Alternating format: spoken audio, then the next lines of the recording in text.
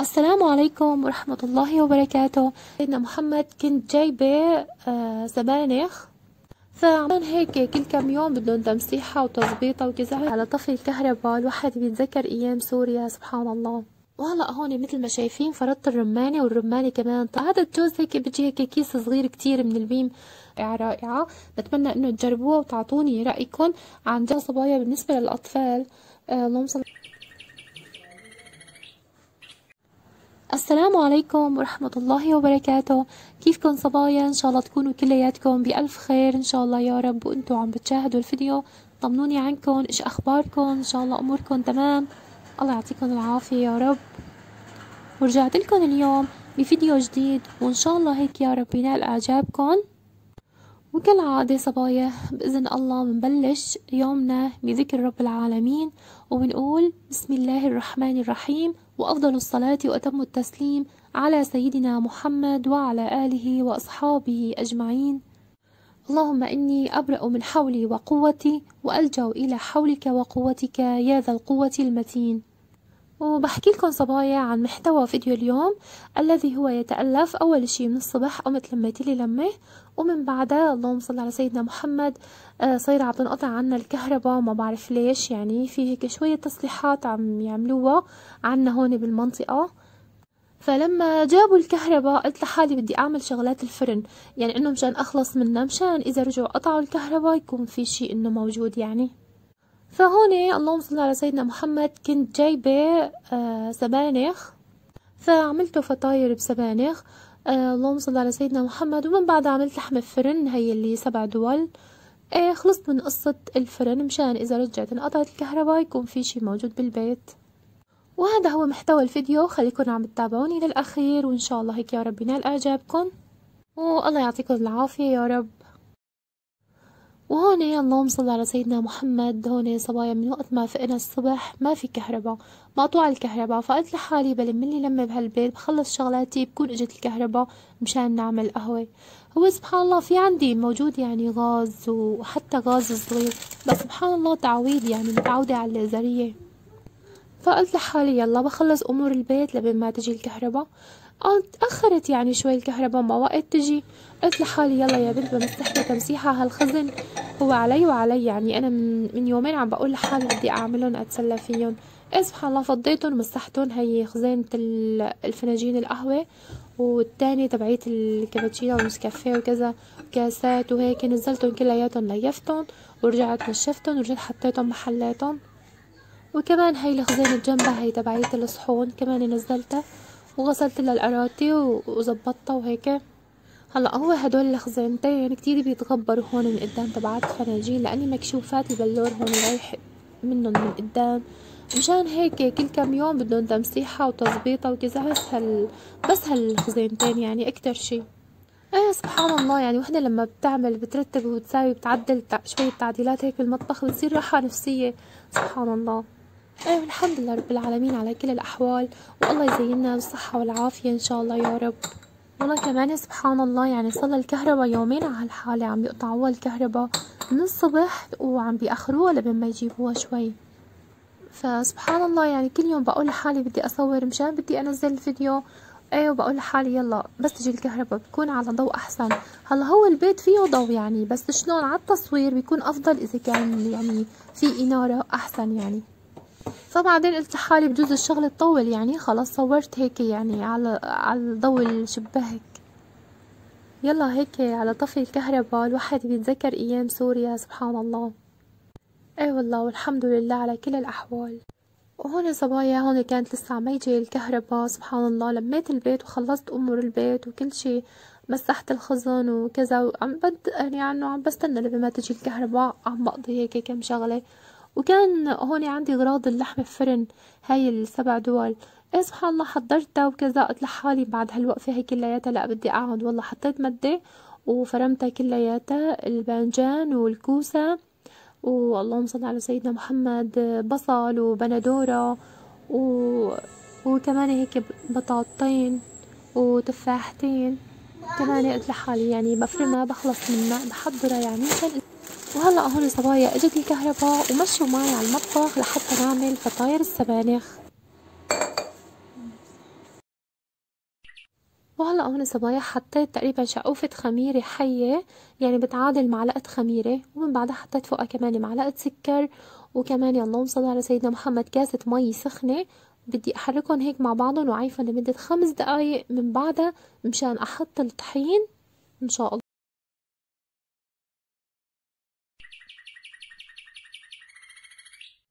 وهلا هون صبايا بدي احط 3 كاسات طحين. هلا هون بالتصوير مصوره هون كاستين، بس هو انا لزمني 3 كاسات طحين.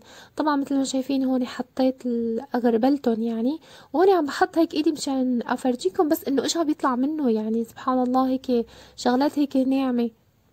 فضروري ضروري كتير انه يتغربل الطحين، هو بياخد هوا بيصير افضل يعني، وهو بيطلع اذا فيه شي مثلا رواسب او شي بيطلع كله.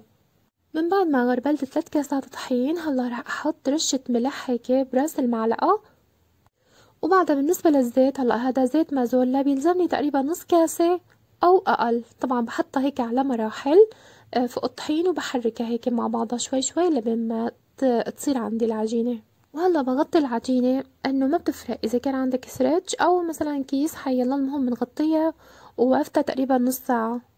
من بعدها هلا رح احضر السبانخ، وطبعا غراضه هو هلا حطيت بصله. هلا فرمت 3 بصلات. هلا انتي بتشوفيهم انه هدول البصلات كتار، بس على القلي بيدوب البصل بيدوب.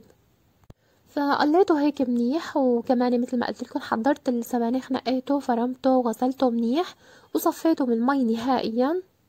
يعني هلا هون البصلة ما رح اقليها مثل العادة، رح اخليها بس انه تدبل بس. حطيت معها هون معلقة كزبرة، ومن بعدها معلقة كمون، وكمان معلقة بابريكا، وكمان الملح حسب الرغبة. هون حطيت معلقة صغيرة كتير.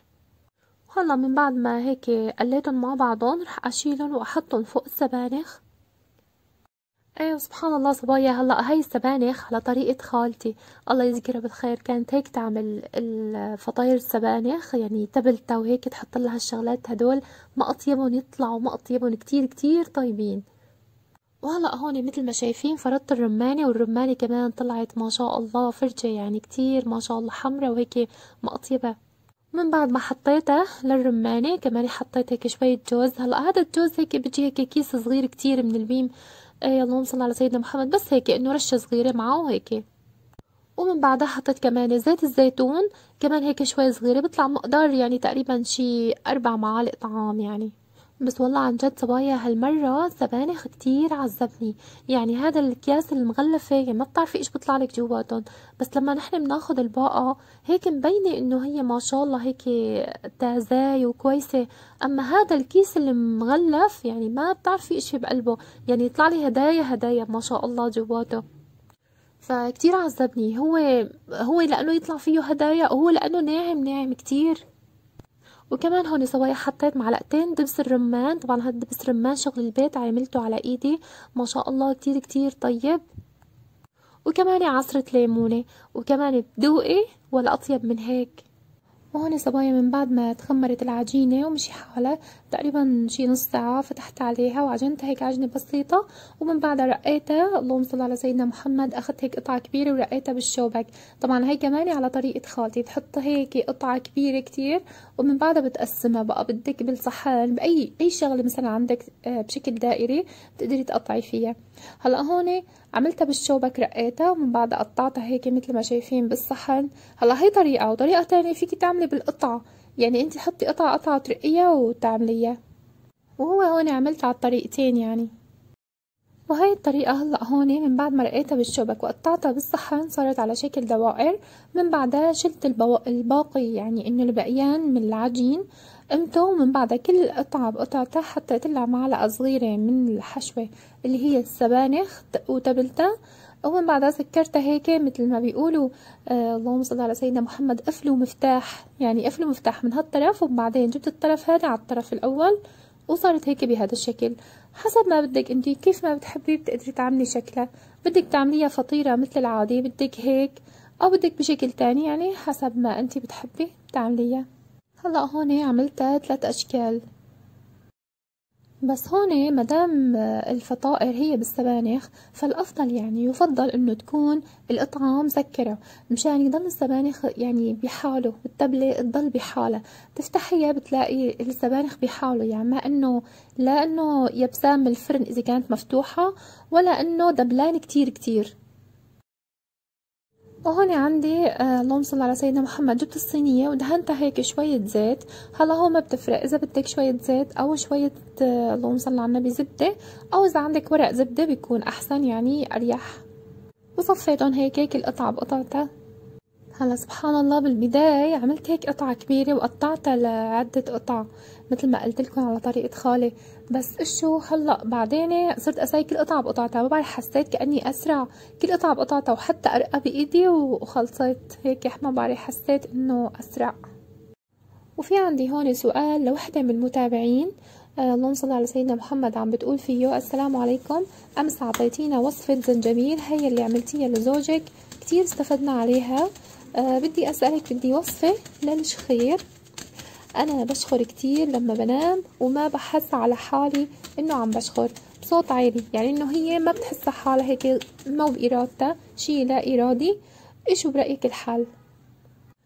بتمنى منكم صبايا تجاوب. هلا سبحان الله صبايا، هون اكيد في خلل في مجرى التنفس اكيد. شلون بصير الخلل، او شلون بدك تعرفي انه مثلا في خلل بمجرى التنفس؟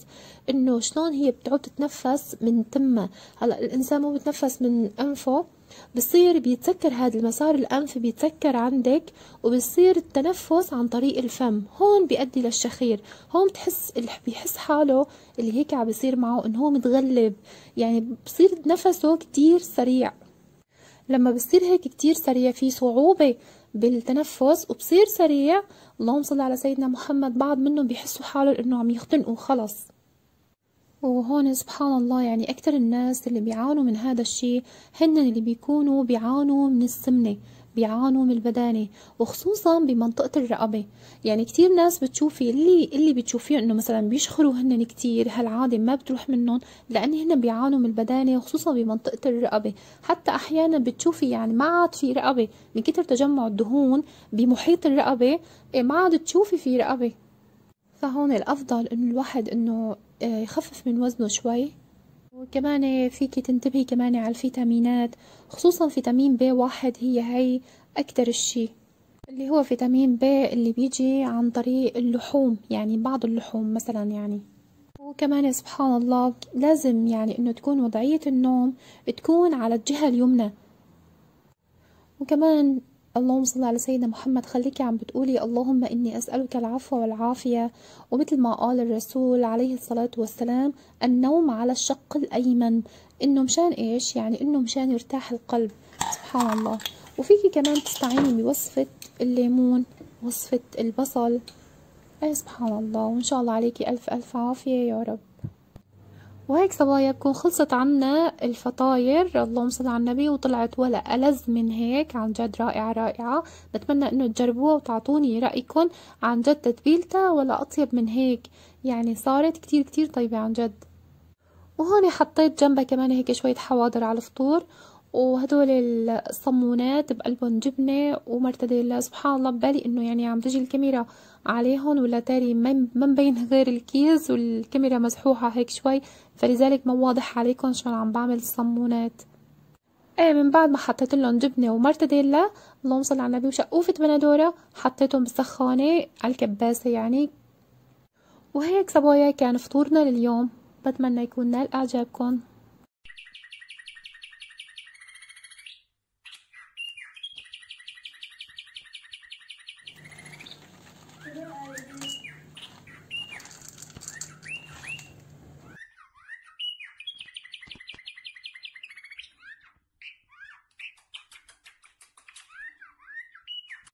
وكمان هون عنا سؤال لوحدة من المتابعين عم بتقول فيه: اللهم صل على سيدنا محمد، عم تقول انه ابنها كتير بترشح، يعني طول الشتاء بتم ترشح وما بطيب من الرشح، تعب كتير من هذا الشي. انه اذا في عندك وصفة اعشاب تخفف من هذا الشي، يعني تخفف من الرشح او تزيل الرشح. عم تقلي انه عم بستنى جوابك، وشكرا كتير الك. بتمنى منكم صبايا تجاوبوها بالتعليقات على هذا السؤال.